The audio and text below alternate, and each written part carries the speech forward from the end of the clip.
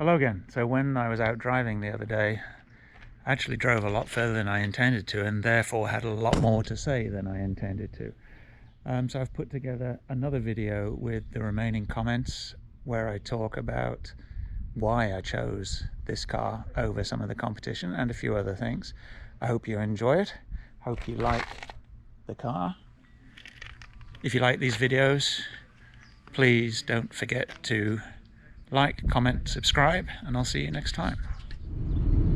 Right, I just wanted to try the cruise. This is a twisty road, but it's well marked. So I put it on active cruise. I've set that, and I've got lane keep on. The lane keep is green, so this should take me around this corner. There's a car coming the opposite direction, and it did. It took me around a corner. The lines are very well defined. There's a white line on the right, double yellow, and it just didn't find that white line. So it's definitely not as good as the Sonata one. Let's set it a little bit faster, see how it does. Right, here we are. The logo is on green, double yellow line on my left, white line on the right. We've got a curve coming up and the line's disappearing. It didn't turn, it went straight on. Let's try again. I'm going to crash this thing. So it tells me when I've gone over the white line, but the active keeping does not keep me in the lane. Let's switch this off. I may have to read the manual a bit more on that, but with cars today, you shouldn't have to read the manual to understand how they work. It should be intuitive. This largely is. Okay, this is one of my favorite roads up here. It goes to a small bar restaurant called Ravensview, which is a place my son and I come to whenever he's in town. I have a feeling they're closed down, which is a shame. I hope it's just temporary. I forgot to switch on the cooled seats. They're really good. And the heads-up display, I really like. Julie doesn't like it. She says it's in the way, which is the whole point of it. But at the moment, I've got it set to show the speed limit and the speed, and it shows that I'm doing 1 mile an hour under the speed limit. Aren't I good? It does, as I mentioned last week, it does vibrate somewhat, like just driving along this road here, which isn't a bad road. I can see it bouncing around a little bit, which gets a little annoying. Yeah, the position of the display is actually very unobtrusive for me. It's effectively projecting onto my view of the hood, or bonnet if you prefer. So it's not in the way. For Julie, she said it was distracting for her, or it was in the way, and I think that's just because she's a little shorter than me. But overall, I think it's I think it's a really good system. So where the torque of electric vehicles really comes into its own is overtaking and having that power available. Now we're on a double yellow line here, so I'm not going to show you, but I've got a slow truck in front of me, and it would be very easy just to zip by this, and that is almost sports car like performance.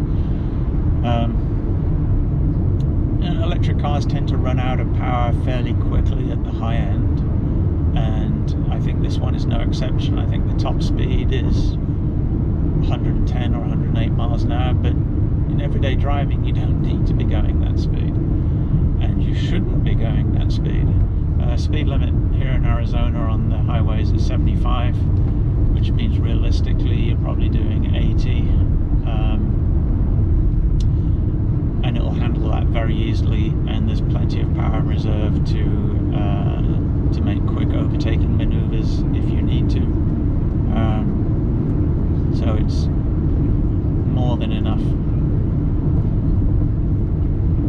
often wonder with these cars these days that have upwards of 500 horsepower and gobs of torque, what they actually do with it. Because most of the time those cars are just driven on the road to go to the shops or to go to the restaurant.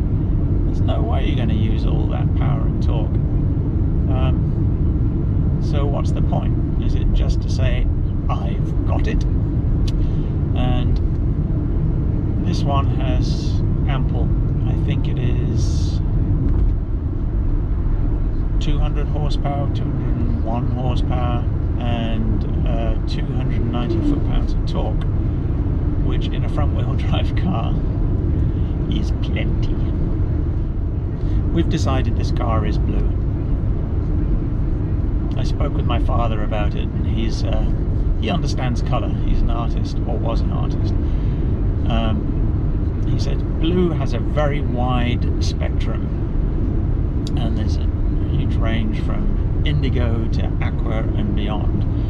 And this is like a bluey green. It's actually, it looks like a very similar colour to the swimming pool.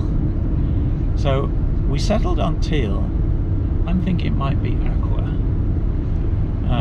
aquamarine. Anyway, it's bluish, and we're very happy with it.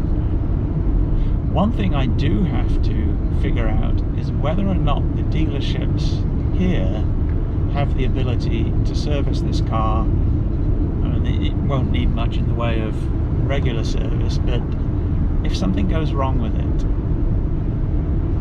are the technicians at the local dealership trained to do the work on it?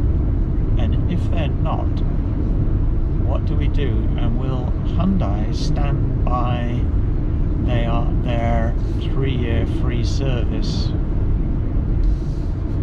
included with this car, and their however many year warranty? It's got a great warranty on it. We will see. I've actually got to call them to see about this outstanding battery maintenance issue which is showing up on the car. Hopefully that's some way they can just plug into the car and update the software, but given they don't sell these cars, they don't sell, I'm not sure if they sell the Ioniq, but I'm guessing not. If they don't sell the cars, they probably don't have the equipment to service the cars. And I am damned if I am going to drive 270 miles to El Centro to have the ECU flashed. So this car is no comparison with my friend's Taycan, and it's not meant to be. The Taycan is more than 3 times the price. It's a luxury sports car, and the fit and finish in that car is unbelievable. And as soon as he gets back, he's on the East Coast, as soon as he gets back and we quarantine him for a while, I will do a review of his car and actually compare some of the features on that versus this. The two cars have a lot of the same features. It's just the Porsche obviously has a lot more, and it's beautifully finished. But this car is not trying to be the Porsche. This car is one of the few cars that is acceptable range and reasonable price to my mind. In terms of the range, I think the 2020 Bolt has 1 mile more of quoted range. The Kia Niro, even though it has the same drivetrain, is a little heavier and a little bigger, and that has 20 miles less range. And the Leaf Plus, I think, is about the same as the Niro. The Mini has less than half the range. The i3, again, about half the range. And if you then move up into the premium brands, the extended range Porsche Taycan has, it's around 300 miles, but that's 3 times the price. The Audi e-tron, which is significantly bigger and significantly more expensive, only has 200 miles of range. The I-Pace, I think, is around 230, 240 and is significantly more expensive. The Ford Mach-E is more expensive and not available yet, and I don't think they'll have the extended range version available until next year. So I might be wrong on that. The Model S, Model Y, Model 3 are more expensive. They don't have the $7,500 federal grant available for them anymore. There were 2 main reasons, maybe 3 main reasons, why I didn't consider a Model 3, apart from the fact that the federal grant is no longer available for the Model 3.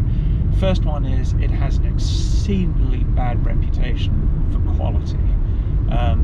Actually, JD Power released a new survey yesterday, I think, and Tesla came out so bad compared to all of the other manufacturers. Kia was actually one of the top ones, and Hyundai was top 10.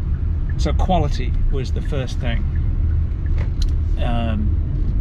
The second thing is I really didn't like the fact that everything is controlled through the center screen. You've got these 2 little buttons on the steering wheel which are configurable, but pretty much everything is controlled through the center screen. So if you want to move the vents, you have to go into menus, and I've noticed that the Porsche has that same thing. I mean, that's what's wrong with moving a vent with your hand. So that really turned me off the Model 3. I mean, maybe a small thing, but for me it was like I didn't want everything going through a central touch screen. This one I like. One, it's got manual controls on the vents, but also it's got buttons and dials and a combination of touchscreen and dials, which I think they've done very, very well. The other thing for the Model 3 was it's not a hatch, so it wouldn't have worked for the dog. The Model Y is, but it's only really just coming online now. It's more expensive, and it's got the whole touch screen thing as well, which I don't like. So that was why, really, I felt this was more of a choice for us, or for me, than the Model 3. And we're home.